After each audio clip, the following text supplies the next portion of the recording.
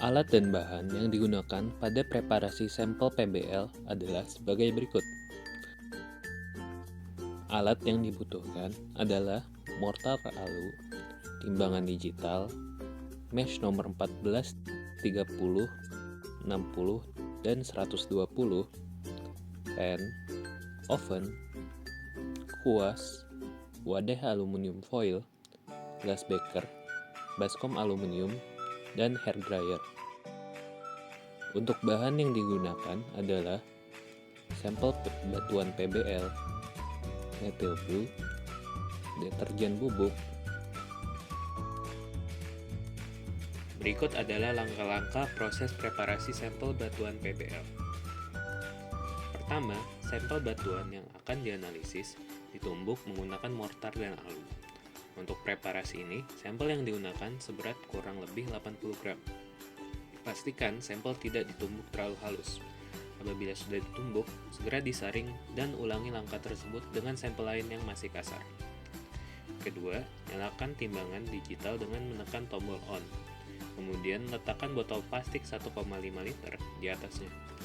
Tekan tombol TR agar posisi berat awal kembali menjadi 0. 3. Sampel yang sudah ditumbuk lalu disaring menggunakan mesh nomor 14 untuk menghilangkan butiran-butiran yang kasar. Berikan alas kertas untuk sampel yang akan disaring, kemudian masukkan butiran-butiran tersebut ke dalam botol plastik 1,5 liter yang telah berada di atas timbangan. Keempat, perhatikan berat butir sampel yang telah ditumbuk. Apabila belum mencapai berat yang diperlukan, maka lakukan kembali penumbukan sampel hingga mencapai berat yang diharapkan. Preparasi menggunakan asam peroksida bisa dilakukan seperti berikut. Konsentrasi peroksida yang dipakai sekitar 10%. Jika preparasi yang dilakukan memakai peroksida konsentrasi 50%, maka peroksida perlu diencerkan menggunakan air dengan perbandingan 1:4.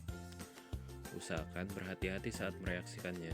Gunakanlah pakaian SOP seperti masker dan sarung agar terproteksi saat penggunaan asam peroksida.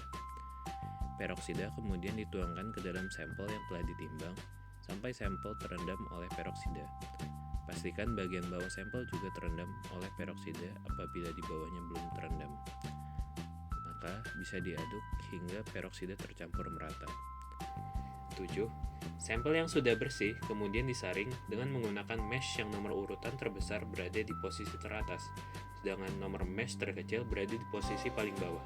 Dalam hal ini, mesh dengan nomor 30 berada di posisi paling atas, mesh 60 berada di posisi tengah, mesh 120 berada di posisi di bawahnya, lalu pen berada di posisi terbawah.